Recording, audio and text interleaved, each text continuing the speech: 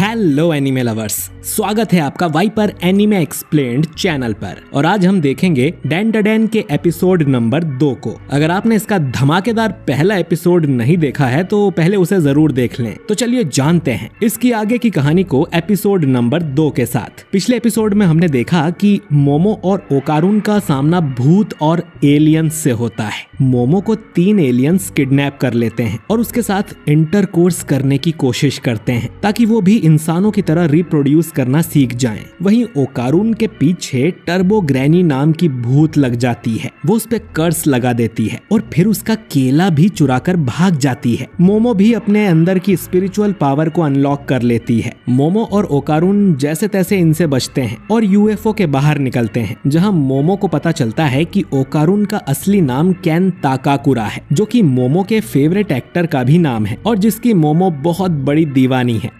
मोमो मना करती है कि तुम्हारा नाम केन ताकाकुरा नहीं हो सकता है और ओकारुन कहता है कि मानो या ना मानो, यही मेरा नाम है। अब मोमो अपने कान बंद कर लेती है, जिससे ओकारुन पर ग्रैनी का कर्स बढ़ने लगता है और ग्रैनी बनके वो मोमो से कहता है कि मुझे अपना केला खिला दो। मोमो अपनी साइकिक पावर से ओकारुन को उठा के दूर फेंक देती है और उसका कर्स भी शांत कर देती है। मोमो कहती है कि हमें कुछ रूल्स सेट करने चाहिए, तुम अपना ये नाम कभी नहीं बोलोगे। मोमो कहती है कि तुम्हें ओकल्ट पसंद है, इसीलिए वो उसे ओकारुन कह के ही बुलाएगी और वो अपना असली नाम कभी मोमो के सामने नहीं बोलेगा। ओकारुन के पास और कोई चॉइस नहीं थी तो वो इसके लिए मान जाता है। मोमो उसे चिढ़ाती है कि शायद तुम्हें यह नया नाम पसंद आया, तुम्हारा चेहरा भी लाल हो रहा है, और ओकारुन शर्मा के अपना मुंह फेर लेता है। ओकारुन अब शर्म के मारे उसके सामने ही पाद देता है और मोमो उस पे चिल्लाने लगती है कि वो कितना गंदा है। अब ये लोग उस गुफा तक पहुँचे हैं उससे पहले ही सुबह हो जाती है, यानी कि टर्बो ग्रैनी अब बाहर नहीं आएगी क्योंकि भूत तो रात में ही बाहर निकलते हैं। मोमो अब ओकारुन को अपने घर चलने को बोलती है और इन कपड़ों में वो भूत से ज्यादा डरावना लग रहा था। दोनों अब मोमो के घर के सामने पहुंच जाते हैं। मोमो बताती है कि उसकी दादी लड़कों के मामले में बहुत स्ट्रिक्ट है, उन्होंने मोमो के एक्स बॉयफ्रेंड को लगभग मार ही दिया था। अब ओकारुन जैसे ही गेट के अंदर कदम रखता है उसके शरीर में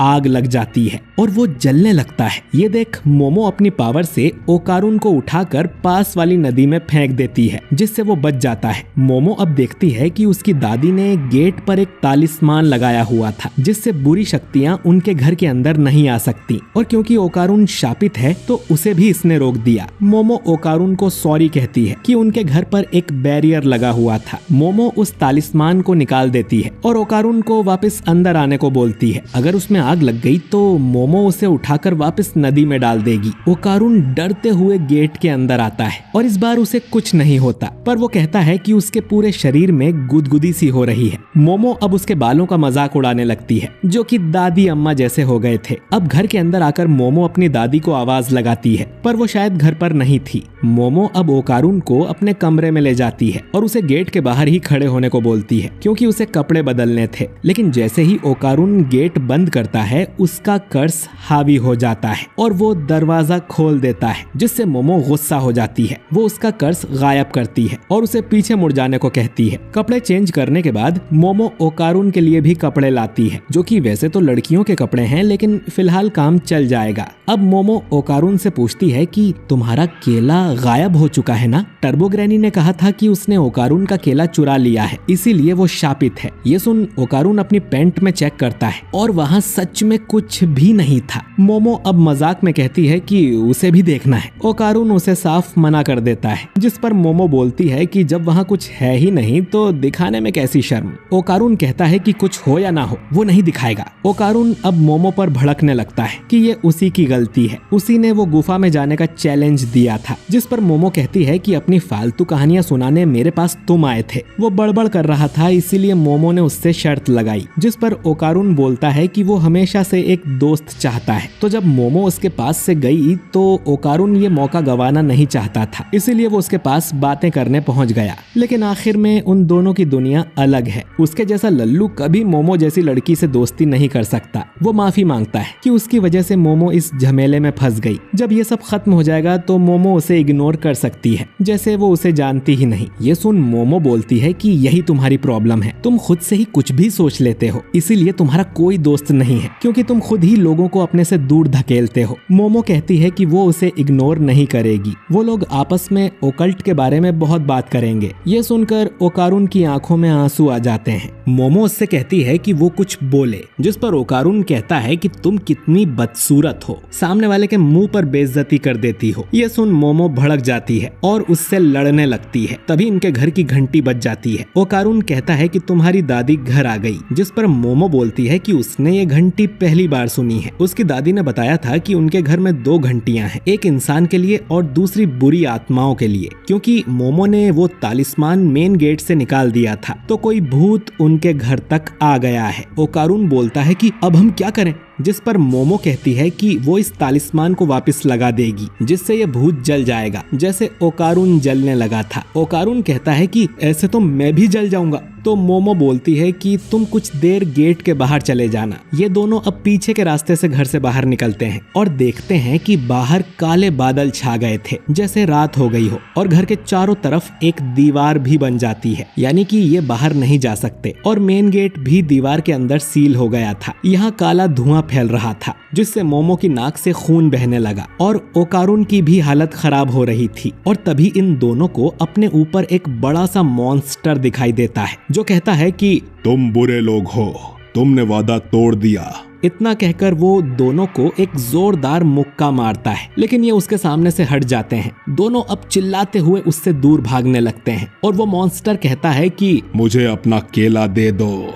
ये दोनों घर के पीछे छुप जाते हैं और मोमो कहती है कि ये किस तरह का भूत है, जिस पर ओकारुन बोलता है कि ये भूत नहीं बल्कि एलियन है। उसके कॉलर से वो पहचान गया है कि वो एक फ्लैटवुड्स मॉन्स्टर नाम का एलियन है। इन्हें सबसे पहले अमेरिका के फ्लैटवुड्स शहर में देखा गया था और जापान में ये यामानाशी में देखे गए हैं। ये एलियन 3 मीटर लंबे होने के लिए जाने जाते हैं। अब मोमो को ये समझ नहीं आता कि भूत वाली घंटी एलियन ने कैसे बजा दी। ओकारुन कहता है कि स्टडीज के हिसाब से जो लोग आत्माओं को देख सकते हैं वो यूएफओस भी देख पाते हैं। आसान शब्दों में भूत और एलियंस में कुछ कॉमन जरूर होता होगा। मोमो कहती है कि ये एलियन उन कल वाले एलियंस का दोस्त है क्या? अगर इन्होंने जल्दी कुछ नहीं किया तो ये इस काले धुएं से ही मर जाएंगे, जो कि वो एलियन निकाल रहा था। मोमो अपनी साइकिक पावर का यूज नहीं कर सकती क्योंकि वो ओकारुन के कर्स को दबाए हुए है। ओकारुन अब मोमो से कहता है कि कर्स को आजाद कर दो, मैं उस एलियन से लड़ूंगा। मोमो कहती है कि तुम्हें अचानक क्या हो गया, जिस पर ओकारुन बोलता है कि मुझे एलियंस से डर नहीं लगता। मोमो को बस उसका फिजिकल कर्स आजाद करना है, जिससे ओकारुन का मानसिक संतुलन बना रहे। वो एलियन अब इन्हें ढूंढ लेता है और इन्हें फिर से भागना पड़ता है। मोमो कहती है कि वो अपनी पावर को अभी इतने अच्छे से कंट्रोल नहीं कर सकती। ओकारुन कहता है कि उसे ट्राई करना होगा। मोमो अब उसकी बात मान जाती है और ओकारुन ग्रैनी वाले कर्स में ट्रांसफॉर्म होने लगता है। तभी एलियन इन पर एक बड़ा सा अटैक करता है, लेकिन अब ओकारुन कर्स में ट्रांसफॉर्म हो चुका था और वो मोमो को उठाकर अटैक से दूर ले जाता है। अब ओकारुन बिल्कुल ही बदल जाता है और किसी एनिमे के हीरो की तरह बात करने लगता है कि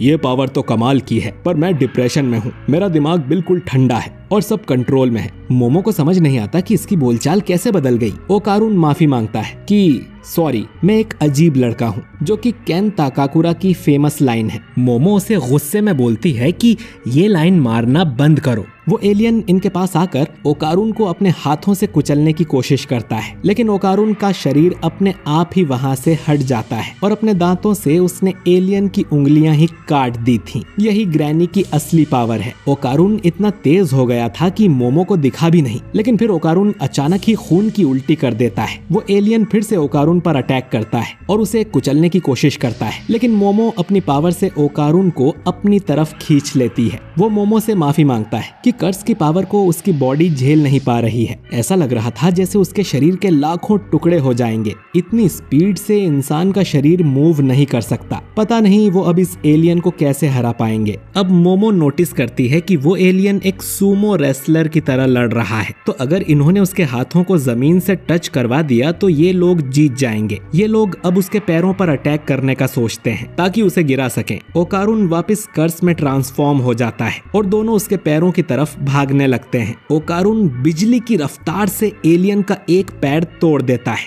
मोमो भी अपनी पावर से उस एलियन को गिरा देती है और उसका एक हाथ जमीन को छूते ही खत्म हो जाता है। लेकिन वो एलियन अपने 2 और पैर उगा लेता है और दूसरे हाथ से मोमो को उठाकर जोर से दीवार में मार देता है। लेकिन फिर भी मोमो ओकारुन के कर्स को कंट्रोल में रखती है और एलियन को चीटर बुलाती है। वो एलियन अब बार बार मोमो को मारने लगता है, जिससे ओकारुन को उसकी चिंता होने लगती है। वो मोमो से भीख मांगता है कि वो उसका कर्स आजाद कर दे, वरना वो मर जाएगी। अब तक एलियन ने दीवार में काफी गहरा छेद कर दिया था। असल में ये मोमो का प्लान था, क्योंकि टेक्निकली अब वो मेन गेट से बाहर है। मोमो अब ओकारुन को अपने पास गड्ढे में खींच लेती है और फिर उस तालिस्मान को वापस गेट पर लगा देती है, जिससे वो एलियन जल कर खत्म हो जाता है। ये दोनों अब वापस असली दुनिया में आ गए थे और सब नॉर्मल हो गया था। दोनों अब चैन की सांस लेते हैं। लेकिन ओकारुन का कर्स अब भी मोमो के बिना कंट्रोल में नहीं रहता। मोमो नोटिस करती है कि ओकारुन की हेयर स्टाइल भी थोड़ी बदल गई थी। अब काफी थकने की वजह से मोमो बेहोश हो जाती है और उसके बेहोश होते ही ओकारुन का कर्स उस पे हावी हो जाता है और वो पूरी तरह से टर्बो ग्रैनी में ट्रांसफॉर्म हो जाता है। और ये एपिसोड यहीं पर एंड हो जाता है। तो दोस्तों, लकड़ी वाले एलियन से तो ये बच गए, लेकिन अब मोमो को टर्बो ग्रैनी से कौन बचाएगा? मोमो की दादी कहाँ पर है? क्या ओकारुन को उसका केला वापस मिलेगा? जानने के लिए अगला एपिसोड मिस बिल्कुल भी ना करें। और वीडियो अच्छा लगा हो तो इसे लाइक और शेयर कीजिए। और अगर आप हमारे चैनल वाइपर एनीमे एक्सप्लेन्ड पर नए हैं तो चैनल को सब्सक्राइब करके बेल आइकन जरूर दबाइए। मैं मिलता हूँ आपसे बहुत ही जल्द अगले वीडियो के साथ। शुक्रिया।